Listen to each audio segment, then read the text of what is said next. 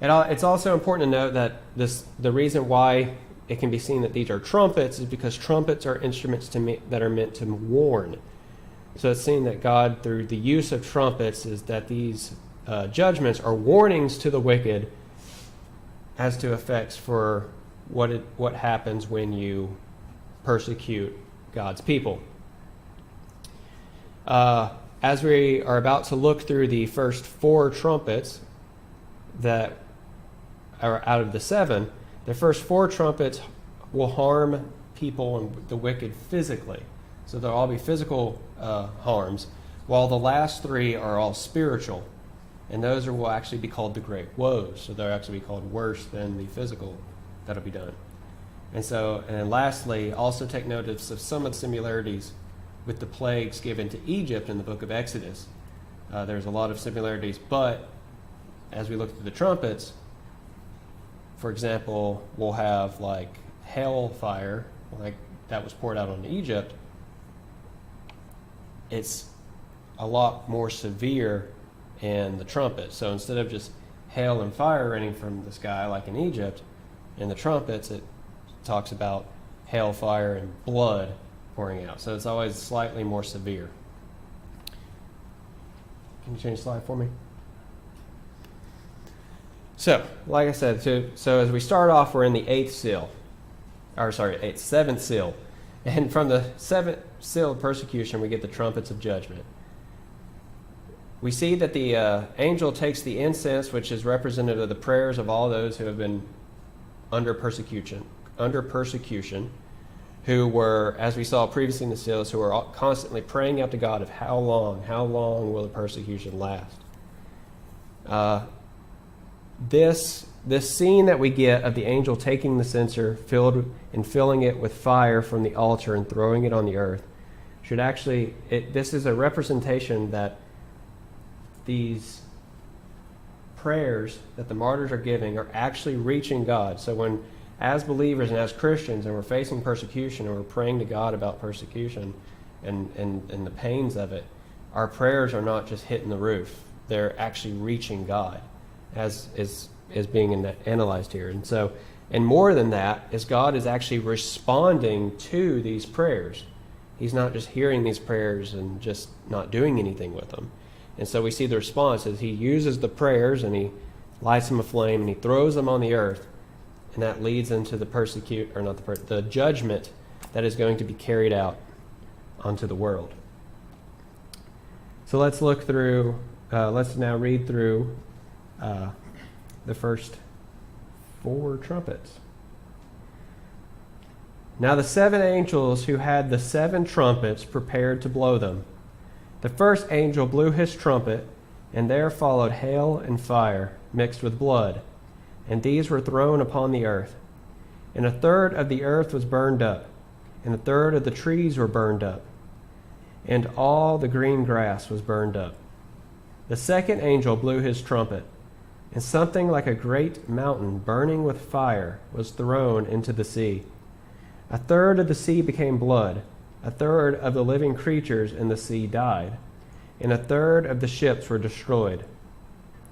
The third angel blew his trumpet, and a great star fell from heaven, blazing like a torch, and it fell on a third of the rivers and on the springs of water.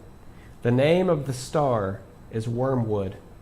A third of the waters became wormwood, and many people died from the water, because it had been made bitter. The fourth angel blew his trumpet, and a third of the sun was struck, and a third of the moon, and a third of the stars, so that a third of their light might be darkened, and a third of their day might be kept from shining, and likewise a third of the night. Then I looked, and I heard an eagle crying with a loud voice as it flew directly overhead, "Woe, woe, woe to those who dwell on the earth, at the blast of the other trumpets that the 3 angels are about to blow." So, there's a lot to unpack there. So, we see in the first trumpet, and what's important as we go through these first 4 trumpets is each one of these trumpets are specifically affecting different aspects of the earth. Different things and these could be implied as the different catastrophes or events that take place on these different planes of the earth in a way. So the first trumpet, we can imply that from the time of the first and second coming of Christ, that the persecutors will be afflicted by the various disasters that will take place on land. So the example here is fire and hail mixed with blood, so I'm just implying the severity and that lives will be lost due to it, and that it'll affect the earth and the trees and the green grass. And so that these will be things so this is a representation of all of the, from the time of Christ's ascension to the time that he returns. This is a representation of all the different catastrophes that take place on the land. So from wildfires to I would even say devastating storms that take out people and kill people, and all these things that are just being thrown out as judgment onto the earth itself, onto land, because of the persecution that's taking place on people. The second trumpet, as we look at the second trumpet, it says that something like a great mountain burning with fire was thrown into the sea, and a third of the sea became blood, and a third of the living creatures in the sea died, and a third of the ships were destroyed. Kind of like the first trumpet, the second trumpet represents all the disasters that take place involving the sea. So even God is even employing the sea against the persecutors, against the wicked that harm his church. And we see this and he's using symbolism to show the severity of it as a great mountain being thrown into the sea, which would obviously cause great tsunamis, maritime storms, and he talks about the sea becoming blood, implying the death that'll take place in the sea and in the ocean, the countless lives that are lost in the sea because of these things, and also sea creatures dying from it, and ships being destroyed from the different catastrophes and different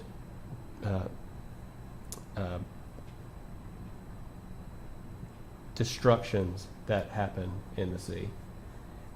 And these are also done through the judgment. The third trumpet represents all the calamities that come from the effect of inland waters. So thus, fountains and rivers will turn against evildoers. And so he specifically names a star called wormwood, and wormwood is a type of plant that's a bitter tasting extract. And so what he's essentially saying here is that even the fresh water, the rivers that are inland, that aren't the ocean, will cause death, and they'll be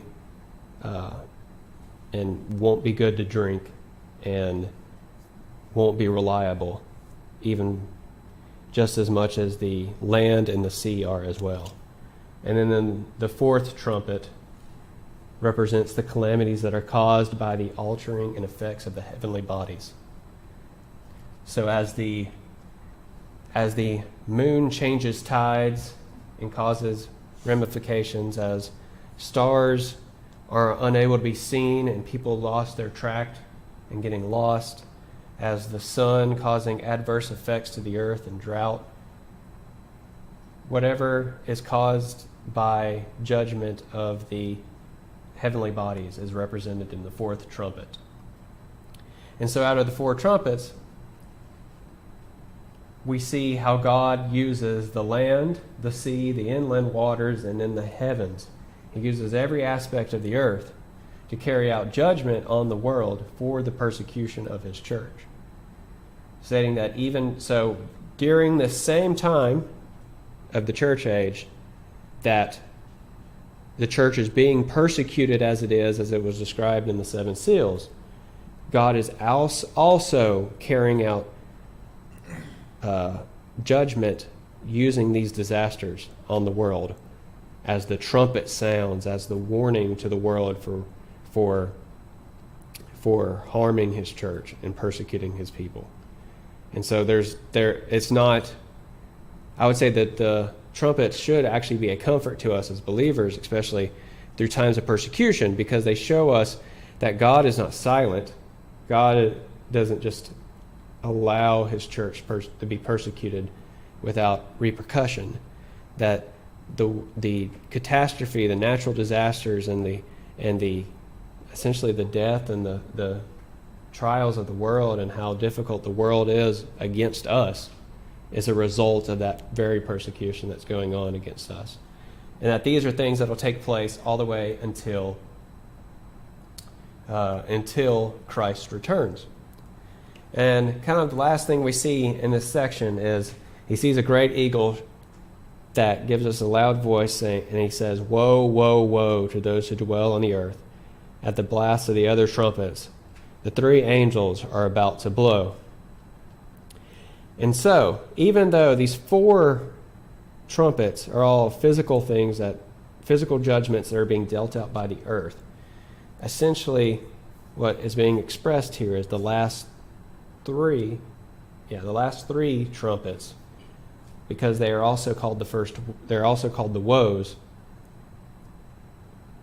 The first four trumpets are bad because it physically is killing people, but it's implying that the last three trumpets that go on is actually worse than the first four. That is in right.